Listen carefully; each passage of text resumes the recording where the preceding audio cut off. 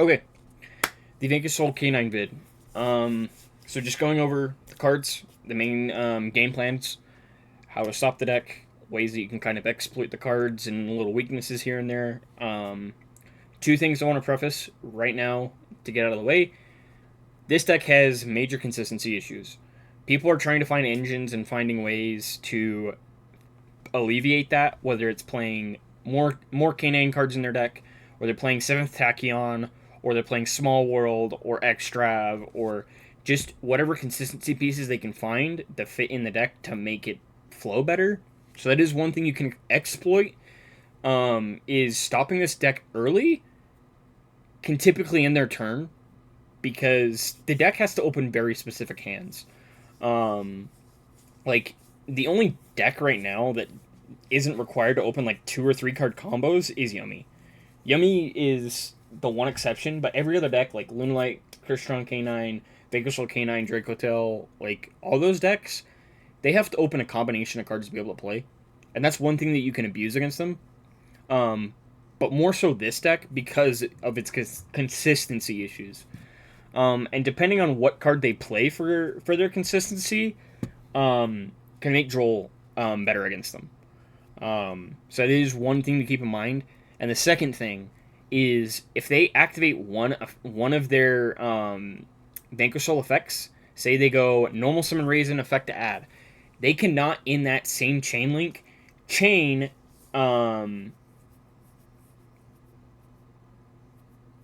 what's it called? You can only use one effect in that same chain, so they can't go normal Raisin effect the search and then destroy reveal Fire Dark, destroy all the cards in this column. They can't do that. Like that's it. Just gives you some opening to be able to play around this card. It's the same thing with Holy Sue and Mad Love and Caesar and Bort. Like it's the same thing for all of them. You can only use one effect per chain. So that does give you some room to kind of be like, okay, I can play around this right now because they're locked in and committed to this and stuff like that. Um, so with that out of the way, going over the cards, Raisin on normal. This is their main starter. It's going to add a Vanquish Soul, non-warrior Vanquish Soul from their deck, and then it can either reveal a fire, can't be destroyed by card effects, Fire Dark, destroy all the cards in this monsters in this card's column. Keyword with that effect is in this card's column. So if it gets removed from the field, it will not pop the column. So if you can in some way force them to remove it from the field, or you can remove it from the field, it will not pop the column. So that is one way to beat that effect, is if you have a way to manipulate the zones or get the card off the field, that effect won't resolve, which is awesome. Holy Sue. This is probably their most broken card. During the main phase quick effect, you can reveal a Vanquish Soul monster, supposed to summon this card from your hand, so you can play turn 0. And then quick effect, reveal Earth Dark, take control of one monster your opponent controls with the lowest attack. So if you have a way to reborn something or put something on the board that is lower attack than the stuff you care about, she has to take that. She doesn't get to pick and just be like, okay, I'm just going to take this. So that is one thing to keep in mind. It is some counterplay there. And then Fire Dark, you're supposed to summon a non-psychic Vanquish Soul monster from your deck. It's just E-Telly. Like, that effect is absurdly broken. And then Mad Love, it on normal or special adds a Vanquish Soul spell or trap from your deck to your hand. So 90% of the time they're getting start, unless they already have start, then they are adding Snow Devil. Or if they have all their attributes and they're able to play, they just add Snow Devil, because there's no reason to get start in rotation unless you're like absolutely need the field spell to protect. And then it can reveal a dark, make your opponent's monsters lose 500 attack and defense. So that is one thing that they can kind of combine this with Holy Sue to be able to kind of pick what they want to take depending on what happens. But that effect, like this 500 attack, almost never comes up. The only time that it comes up for me is if I'm going for game and I just want to secure that additional damage.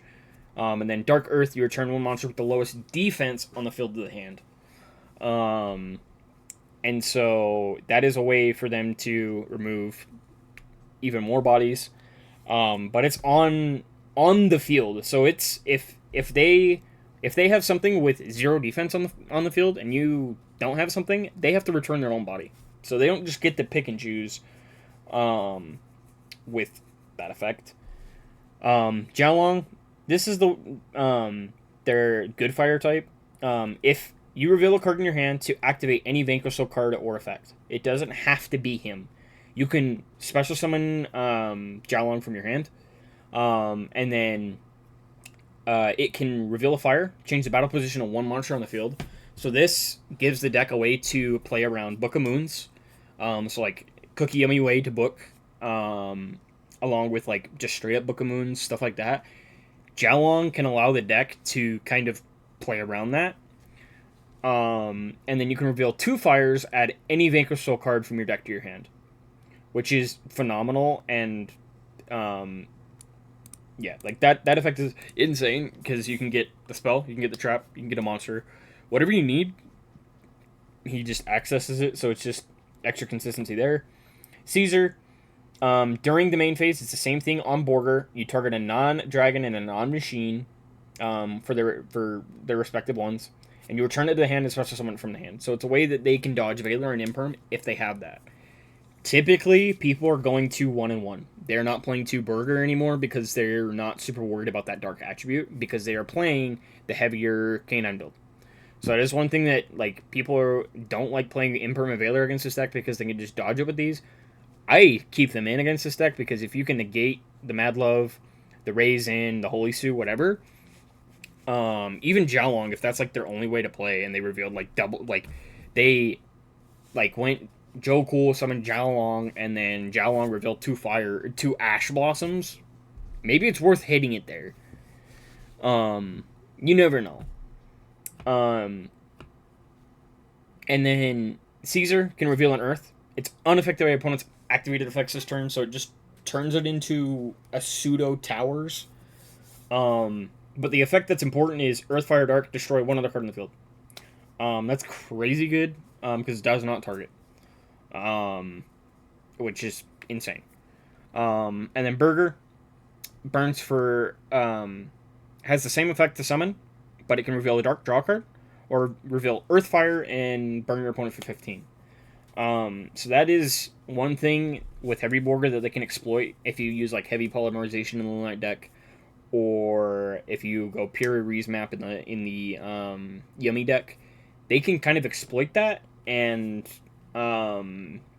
if they're able to get this on the board, they can just outright be like, I'm just going to resolve Heavy Burger, never go to battle phase, and kill you. So that is one thing to keep in mind if you are playing those things that make you pay a large amount of life points. Borger can just kill and finish you off. And then Stake Your Soul, you just reveal an attribute, summon the appropriate attribute from the deck. So reveal an Earth, summon an Earth, reveal a Fire, summon a Fire, reveal a Dark, summon Dark. Yada yada. Vanquish Soul start. You target a Vanquish Soul monster you control, add 1 Vanquish Soul monster with a different attribute from your deck to your hand. So if they go target Mad Love, or and you can remove the Mad Love from the field, start will not resolve. Because that target has to remain face up. And then if a Vanquish Soul you control would be destroyed with battle or card effect, you just reveal a Vanquish Soul in your hand instead. So you just say, cool, I have this. And then during the end phase, if you control 2 or more Vanquish Soul monsters, you can set a Vanquish Soul trap from your deck. So if they end with 2 guys on the board, they can just go start, set, Snow Devil. Snow Devil it's tied between Holy Sue and this when it comes to the best card in the deck. Because you can reveal each a Dark, Earth, and Fire monster. Depending on how many they reveal is what effects they get to activate.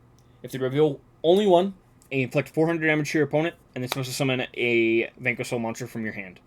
If they reveal 2, you inflict 600 damage to your opponent. Also this turn, Vanquish Souls you control cannot be destroyed by card effects. If they reveal 3, they burn for 800, and then you can destroy all monsters on the field. So that's a 1800 damage if they reveal all three. They get to summon a Vanquish from hand. They get to protect their entire board, and then they wipe everything. So the only thing that's left is Vanquish monsters. So cutting them off from Snow Devil is huge. Um, and you can negate this card with stuff like Impulse and other ways that negate summons, because this is attempting to special summon a monster from the hand. So it is a way to, like, if you were trying to beat the Raigeki, if for some reason you have the Impulse, you can hold the Impulse and use it on the Snow Devil, and then they can't wipe you if they reveal all three. Um, so, but this card is absurd, and this is like really the card that you need to worry about when it does what it is on the board. You need to try any way you can to force this card out, because this card insulates everything. Because if this is on the board, they pretty much say you can't kill me. It doesn't matter if they have Rock of the Vanquisher or not, because they can just go Snow Devil and do everything the Rock of the Vanquisher would have done. And then some. Like, it's insane. So finding ways to prevent the trap from sticking to the board is huge, because this card gives them so much advantage and is basically you can't kill me button. The last card, or last two cards, Rock, obviously they're link one. If they have other monsters on the board, they while you control a Vanquish Soul, your opponent can only target the monsters you control with the highest attack. So if you have a Caesar on the board, they can only attack Caesar. They can't just go, cool, I'm going to attack into Joe Cool, and then I'm going to attack into Mad Love, and then, no. They have to remove the Caesar or the Rock before they attack anything else. And then it can either, during the main phase, quick effect, special summon a Vanquish Soul from your hand, or add a Vanquish Soul from your graveyard to your hand. So it allows them to keep looping their resources, but keyword there is main phase. So imperm on your turn, or anything in the standby phase or the draw phase before it hits main phase, to interact with this card is great, because it can cut them off. Like, if you're able to stop the trap from being set, and then they have this and you imperm it, that cuts off a lot of the interruption that they can have against you. Because then they can't just go summon Raisin pop column, and then search, for example, Caesar, and then Caesar summon, and then pop a card, and then you just go nuts from there. Like, that is just one thing to keep in mind, is if you can cut this off and the trap, it cuts off a lot of interaction, unless they just have, like, this Caesar chilling in, like, a Holy Sewer or something. Then you obviously have to deal with it in other ways. But that is one thing to keep in mind. If you can deal with interact with this card in the standby phase, it's one less thing you have to worry about. And then Rocks, you can just slap this on any Vanquish Soul monster if a Vanquish Soul battled this turn. And then, depending on what it has as material, Dark, all monsters your opponent controls lose 800. Fire, Vanquish Soul monsters you control gain 1,000. Or Earth, you can detach one material from this card, destroy one card your opponent controls. So this is a tool that they use to go into boards. Because typically what people can do is they can go like Holy Sue summon Raisin search Caesar, attempt to pop column, and then if they have attributes, they can go summon Caesar, pop a card, and then they can drop the Rocks on top and pop another card. So they can remove a ton of cards just within the Vanquish Soul cards, and they didn't even have to commit any K9 stuff. So this card is a great going second tool. They also can just like, say there was a opposing K9 Ripper, and they went, cool, I'm going to go battle and I'm going to punch Borger over Ripper. They can just drop the Rocks on top and then slap Zeus on top of that. Because it's Zeus if a Exceeds monster battled at any point. So that is one thing that they can do. They just be like, cool, I'm going to just force everything. Everything is going here. And then I'm going to play. And the K9 cards, pretty much everybody knows what they do. If your opponent, they all have the effect. If your opponent has 2 or more cards in their hand, you can just normal summon them without tributing. Izuna is if your opponent activates something in the grave or hand, you special summon it, and then you can send a K9 card from your deck to your grave. Joku reveals itself and another level 5. Just special summon both of them they can't use those materials for light. And then during the main phase, you can add any non-aqua canine, which is phenomenal. One thing to keep in mind with Joe Cool is if either card leaves, because she has to summon both of them. So if you can interact with the other body or Joe Cool itself, it won't summon either, which is awesome. Um, and then Lupus, it's quick effect. If your opponent activated a monster effect in the graveyard or hand, so summon this card from the grave. But the effect to synchro summon is only during the opponent's turn, so they can't just go, I'm going to summon Lupus, and then on my turn, I'm going to activate the Lupus effect. No, that is during the opponent's turn only, so that is one thing to keep in mind. And then Lantern, essentially the same thing as Joe but it summons from graveyard instead. So if they go Joe target Lantern, and you remove the Lantern, not the Lantern, they go Lantern, target Joe and they remove the Joe the Lantern won't summon. And then the Lantern can add a spell and trap, so that's where they get their X-Force released or their case. And then the new one, Naroi. This card is phenomenal. Like, this card is crazy good. So this can turn into their normal summon, and this deck can completely play without its normal summon as long as it draws correctly. When it's normal summoned, you're supposed to summon one non-machine canine monster from your deck. But you can't summon from the extra deck except canine monsters while you control that face-up monster. So if you do summon it at any point, you have to use those bodies to make Ripper. Or if you're playing Hound. You can't just summon one and link off. So that is one thing to watch your opponents on and make sure, say for example they go Naroi, summon Joe and Joe add, and then they attempt to just go Naroi and this into Ripper. They're pretty much locking themselves out because now they can't make Nash Knight, they can't make SP, they can't make Rock. So if somebody is misplaying and does make that mistake, you can completely exploit that and probably win the game. Because that cuts off a ton. And then it can send one face-up canine card you control to the grave and just look at your opponent's hand. I don't know why it has that effect, but it can do that. So they can start with this card, just go normal summon Naroi, effect summon from deck, and then say for example go Joe add Lantern. Now they can go Naroi, send Joe and just look at the opponent's hand and be like, cool, this is what you have, this is how I'm going to play around it. So it is one thing to keep in mind with this card. This card gives a ton of advantage and a ton of knowledge. Like, this card is phenomenal, and it's a machine, which allows it to... It just synergizes way better with the Crystron deck than this deck, but it still is good in this deck, because it allows them to go normal summon, special summon from deck.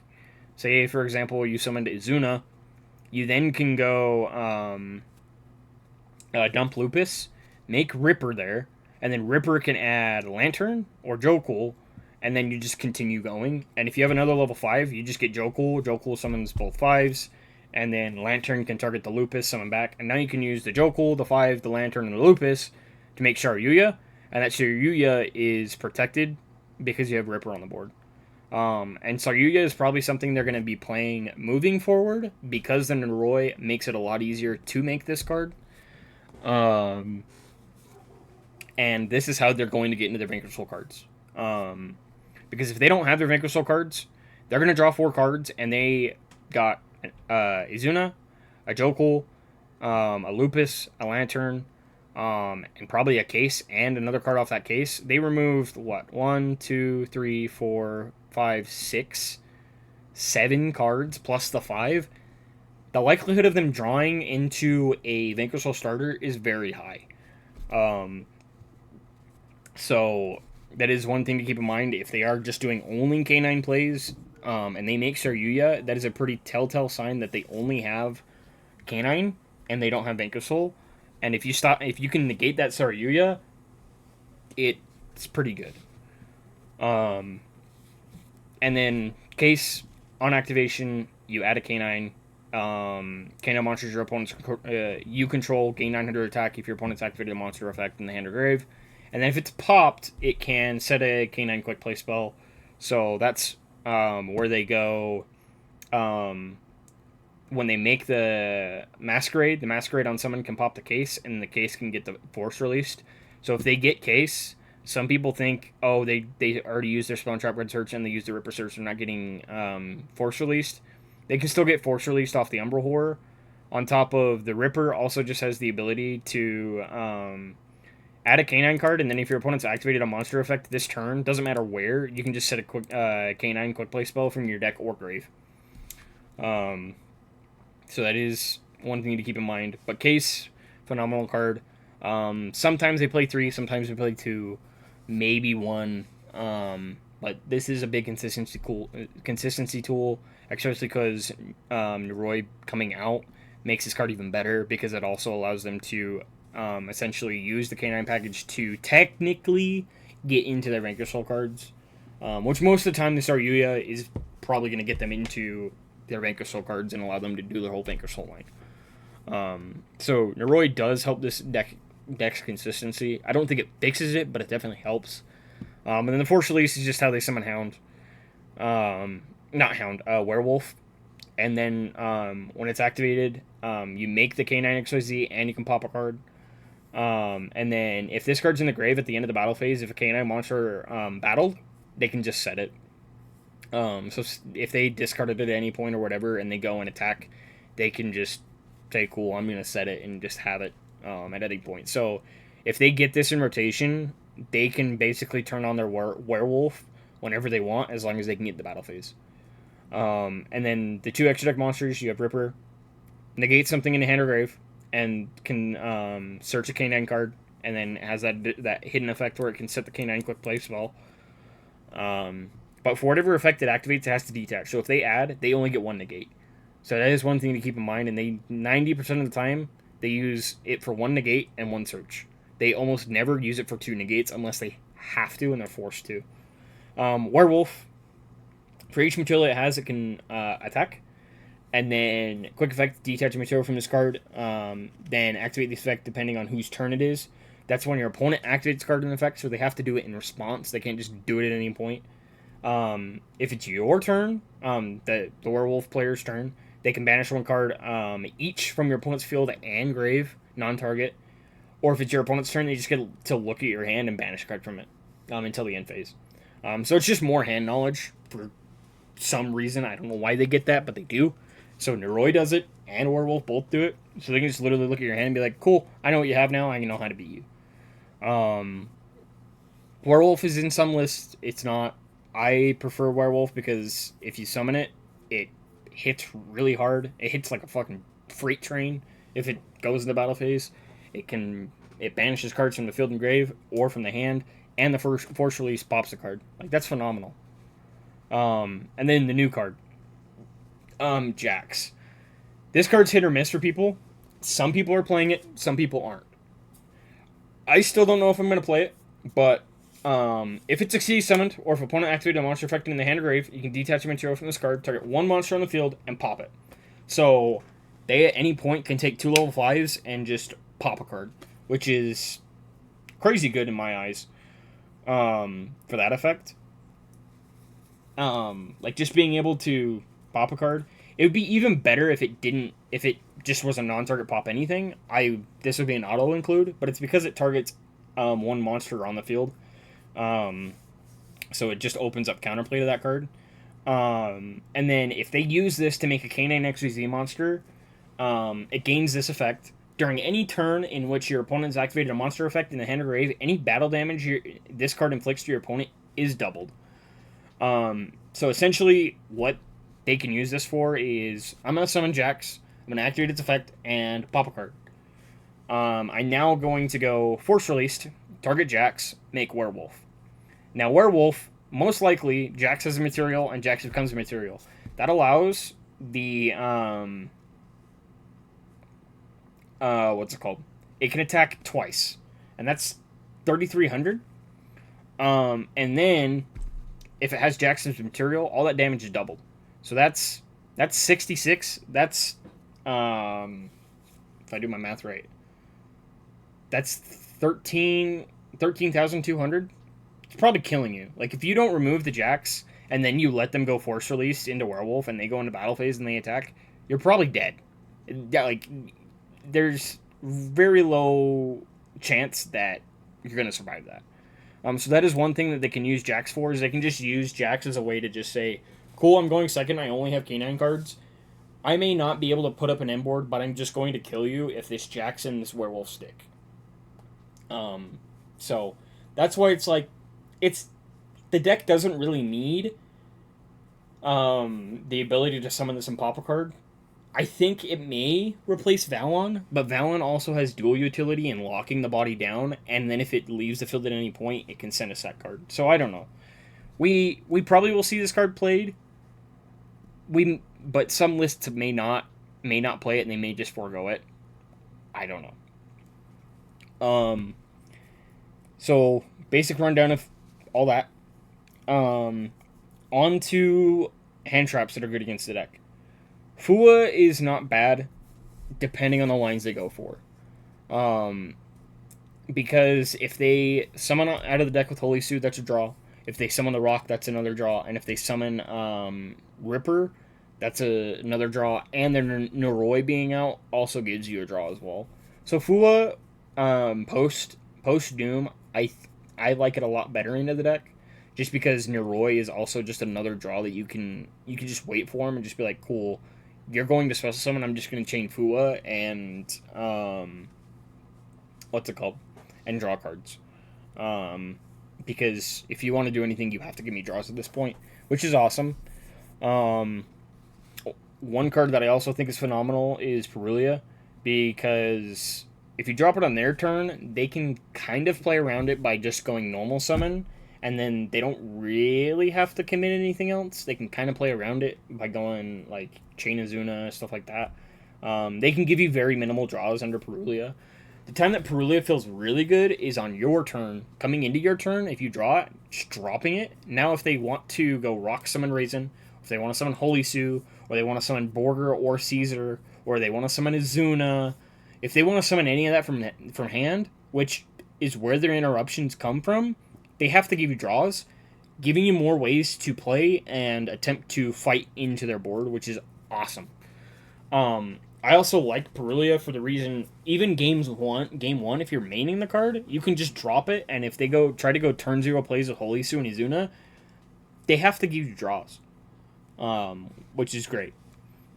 Ash is obviously a given. You can use it on a lot of things. You can use it on Holy Sue, you can use it on Raisin, you can use it on Stake, Rhoda, Start, Jiaolong, Madlove. Like, it can hit almost any card in their deck, which is phenomenal.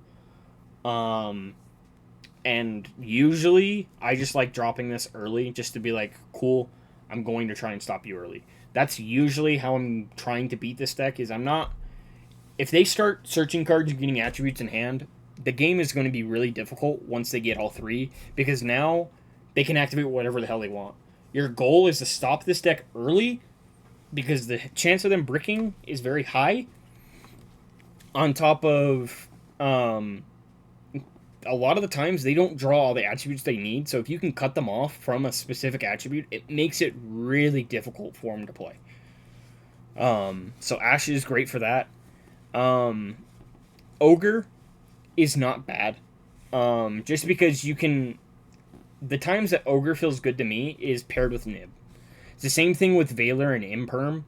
I like those cards, especially if I can pair it with Nib, because their only way to stop Nibiru is Ripper.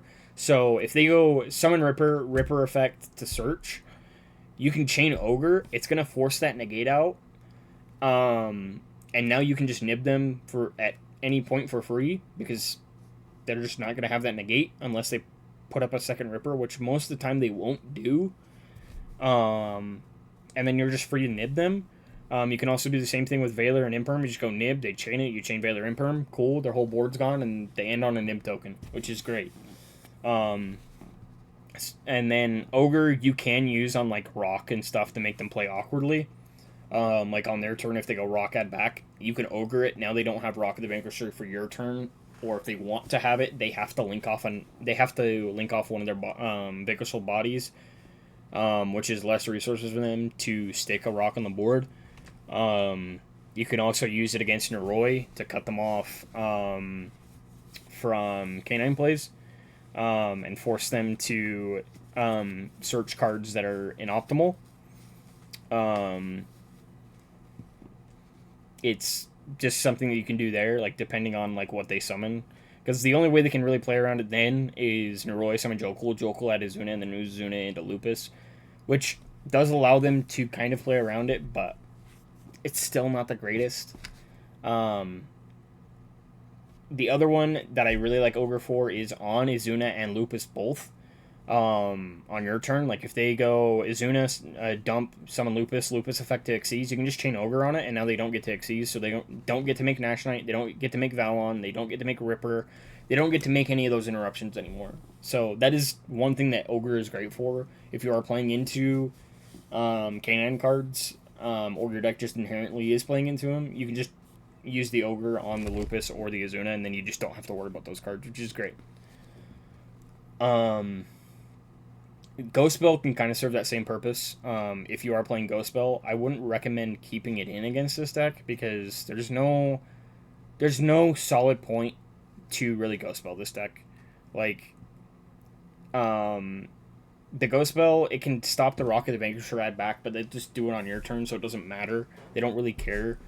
Like, the only times that I feel like having Ghost Bell is okay is if you're main decking it for when they go Izuna, send Lupus, and then Lupus effect the Reborn. You just chain Bell and you cut the Xyz off there. That's the only place that I really see that Bell is good against this deck. So Bell, I wouldn't recommend. Droll, I like, depending on what engine they're playing, or if they're playing very heavy K9. If they start with K9 stuff and they don't have access to their Vanquish Souls, you Droll them, they're forced to play with what's in their hand. That's the strength of Droll. When you drop Droll, it's like, yes, they can't add anything else. It's the fact that they can no longer sculpt their hand to be perfect to play into your deck. They now have to play with what their deck's given them. If it's not enough, they lose. So that is one thing to keep in mind. If you Droll them early, like if they go like 7th Tachyon Search and you Droll, or they go Kesa K9 Search Jokul and you Droll, it cuts a ton of resources off from them.